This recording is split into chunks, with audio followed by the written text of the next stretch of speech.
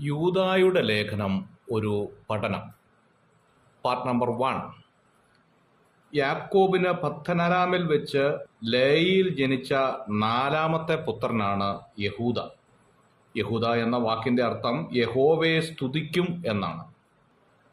യഹൂദ എന്ന പേരിൽ നിന്നാണ് യൂദ എന്ന പേര് ഉണ്ടാകുന്നത്. യൂദ എന്ന പേരിന്റെ അർത്ഥം പ്രശംസിക്കാത്തവൻ എന്നാണ്. പേരിലല്ല, പ്രവൃത്തിയിലാണ് കാര്യം. എത്രയോ മനോഹരമായ പേരുകളുള്ളവർ നമ്മുടെ സമൂഹത്തിലുണ്ട് എന്നുള്ളത് നമുക്കറിയാം. പേരിനോട് തുലബന്ധം പോലുമില്ലാത്ത ജീവിതമാണ് അവർക്കുള്ളത്. അങ്ങനെയെങ്കിൽ പേരിലല്ല, ജീവിതത്തിലാണ് പ്രാധാന്യം എന്നതാണ് യൂദ നമ്മെ പഠിപ്പിക്കുന്നതായ കാര്യം. പുതിയ നിയമത്തിൽ ഏതാണ്ട് 6 യൂദാമാരെ കുറിച്ച് നമുക്ക് പഠിക്കാനായിട്ട് സാധിക്കും. ശീമോന്റെ മകനായിരിക്കുന്ന യൂദായെക്കുറിച്ച് ലൂക്കോസിന്റെ സുവിശേഷം 6-ാം അധ്യായം 16-ാമത്തെ വാക്യത്തിലും മത്തായിയുടെ സുവിശേഷം 10-ാം അധ്യായത്തിന്റെ 4-ാം വാക്യത്തിലും കാണുന്നുണ്ട്. ഇദ്ദേഹമാണ് കെരിയത്ത് നിവാസിയായ ഇസ്കര്യോത്യ യൂദ അഥവാ യേശുവിനെ ഒറ്റിക്കൊടുത്ത യൂദ എന്ന് കാണാം. രണ്ടാമത് ദമസ്കോസിലെ യൂദ എന്ന് കാണാം. അപ്പോസ്തലപ്രവൃത്തി 9-ാം അധ്യായം 11-ാം വാക്യത്തില് പൗലോസ് കണ്ണു കാണാത്തവനായി യൂദായുടെ ഭവനത്തിൽ 3 ദിവസം താമസിച്ചതായി രേഖപ്പെടുത്തിയിട്ടുണ്ട്.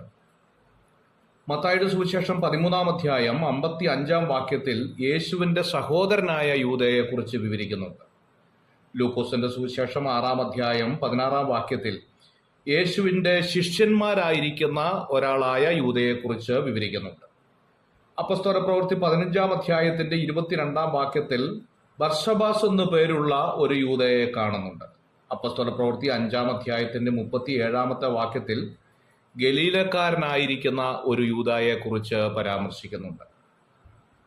ഇങ്ങനെ പുതിയ നിയമത്തിൽ 6 യൂദാമാരെ കുറിച്ചാണ് വെളിപ്പെടുത്തിയിരിക്കുന്നത്.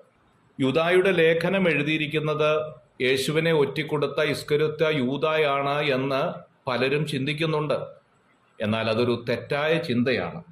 യേശുവിന്റെ സഹോദരനായിരിക്കുന്ന യൂദായാണ് യൂദായുടെ ലേഖനം എഴുതിയത് എന്നുള്ളതാണ് സത്യം. 1-ാം വാക്യത്തിലേക്ക് വരുമ്പോൾ യേശുവിന്റെ ദാസൻ എന്ന പ്രയോഗമാണ് അവിടെ കാണുന്നത്. സത്യത്തിൽ യേശുവിന്റെ സഹോദരൻ എന്ന് വെളിപ്പെടുത്തുന്നതിൽ യാതൊരുവിധമായ തെറ്റുമില്ല എങ്കിൽ പോലും യേശുവിന്റെ ദാസൻ എന്ന പേരിൽ അറിയാൻ ആഗ്രഹിച്ചു എന്നുള്ളത് യൂദായുടെ ജീവിതത്തിലെ എളിമയെയും ദൈവത്തോടുള്ള ഭക്തിയെയുമാണ് വെളിപ്പെടുത്തുന്നത്. യൂദായുടെ സഹോദരനാണ് യാക്കോബ്. യാക്കോബ് യെരുശലേം കൗൺസിലിന്റെ പ്രഥമ അധ്യക്ഷനായിരുന്നു എന്ന് അപ്പോസ്തലപ്രവൃത്തി 15-ാം അധ്യായം വായിക്കുമ്പോൾ കാണാൻ സാധിക്കുന്നുണ്ട്. യാക്കോബിന്റെ സഹോദരൻ എന്ന് പോലും യൂദ വെളിപ്പെടുത്താതെ യൂദാവിന്റെ ദാസൻ എന്ന നിലയിൽ വെളിപ്പെടുത്തുമ്പോൾ തന്റെ പേരിനോ പ്രസക്തിക്കോ വേണ്ടിയല്ല, കർത്താവിന്റെ ഒരു ദാസനായി അറിയപ്പെടാനാണ് യൂദ ആഗ്രഹിക്കുന്നത് എന്നുള്ളതാണ് ഈ ഭാഗത്ത് നിന്ന് മനസ്സിലാക്കാൻ സാധിക്കുന്നത്. യേശുവിന് സഹോദരന്മാരുണ്ടോ എന്ന് ന്യായമായ ഒരു ചോദ്യം ഉണ്ടാകാൻ സാധ്യതയുണ്ട്. തിരുവെഴുത്ത് പരിശോധിക്കുമ്പോൾ യേശുവിന് 1-ലധികം സഹോദരന്മാരും സഹോദരിമാരുമുണ്ട് എന്ന് വെളിപ്പെടുത്തുന്നുണ്ട്.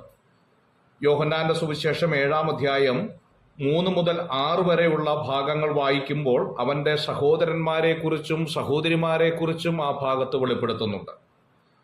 ഗലാത്യ ലേഖനം 1-ാം അധ്യായത്തിന്റെ 19-ാം വാക്യത്തിലേക്ക് വരുമ്പോൾ എന്നാൽ കർത്താവിന്റെ സഹോദരനായ യാക്കോബിനെ അല്ലാതെ അപ്പോസ്തോലന്മാരിൽ വേറൊരുത്തിനെയും കണ്ടില്ല എന്ന് രേഖപ്പെടുത്തിയിരിക്കുന്നു. ഇവിടെ കർത്താവിന്റെ സഹോദരനായ യാക്കോബ് എന്ന് കാണുന്നതിനാൽ യേശുവിന് മറ്റ് സഹോദരങ്ങളുണ്ട് എന്നുള്ളത് വ്യക്തമാക്കുന്ന ഒരു ഭാഗമാണ്. മർക്കോസിന്റെ സുവിശേഷം 6-ാം അധ്യായം 3-ാം വാക്യത്തിൽ ഇവൻ മറിയയുടെ മകനും യാക്കോബ്, യോസെ, യൂദ, ശീമോൻ എന്നിവരുടെ സഹോദരനുമായ തച്ചനല്ലയോ, ഇവന്റെ സഹോദരികളും ഇവിടെ നമ്മോടുകൂടി ഇല്ലയോ എന്ന് പറഞ്ഞ് അവങ്കൽ ഇടറിപ്പോയി എന്ന് രേഖപ്പെടുത്തിയിരിക്കുന്നു. മത്തായിയുടെ സുവിശേഷം 13-ാം അധ്യായം 55-ാം വാക്യത്തിൽ ഇവൻ തച്ചന്റെ മകനല്ലയോ, ഇവന്റെ അമ്മ മറിയ എന്നവളല്ലയോ, ഇവന്റെ സഹോദരന്മാർ യാക്കോബ്, യോസ, ശീമോൻ, യൂദ എന്നിവരല്ലയോ, ഇവന്റെ സഹോദരികളും എല്ലാം നമ്മളോടുകൂടി ഇല്ലയോ എന്ന് രേഖപ്പെടുത്തുന്നതിനാൽ സഹോദരന്മാരും സഹോദരിമാരുമുണ്ട് എന്ന് വ്യക്തമാണല്ലോ. മത്തായിയുടെ സുവിശേഷം 1-ാം അധ്യായം 25-ാം വാക്യം വായിക്കുമ്പോൾ മകനെ പ്രസവിക്കും വരെ അവൻ അവളെ പരിഗ്രഹിച്ചില്ല എന്ന് രേഖപ്പെടുത്തിയിരിക്കുന്നു. അങ്ങനെയെങ്കിൽ യേശു ജനിച്ചതിന് ശേഷം വീണ്ടും പരിഗ്രഹിക്കുകയും മക്കൾ ഉണ്ടാകുകയും ചെയ്തു എന്നുള്ളതാണ് തിരുവെഴുത്ത് നമ്മെ പഠിപ്പിക്കുന്ന കാര്യം. എന്നാൽ യേശുവിൻ്റെ അമ്മയായിരിക്കുന്ന മറിയയ്ക്ക് യേശു മാത്രമേ ഉള്ളൂ എന്ന് പഠിപ്പിക്കുന്നവർ ദുരുദ്ദേശത്തോടു കൂടിയാണ് പഠിപ്പിക്കുന്നത്. തിരുവെഴുത്ത് മറ്റൊരു സത്യമാണ് നമ്മെ ഓർമ്മപ്പെടുത്തുന്നത്.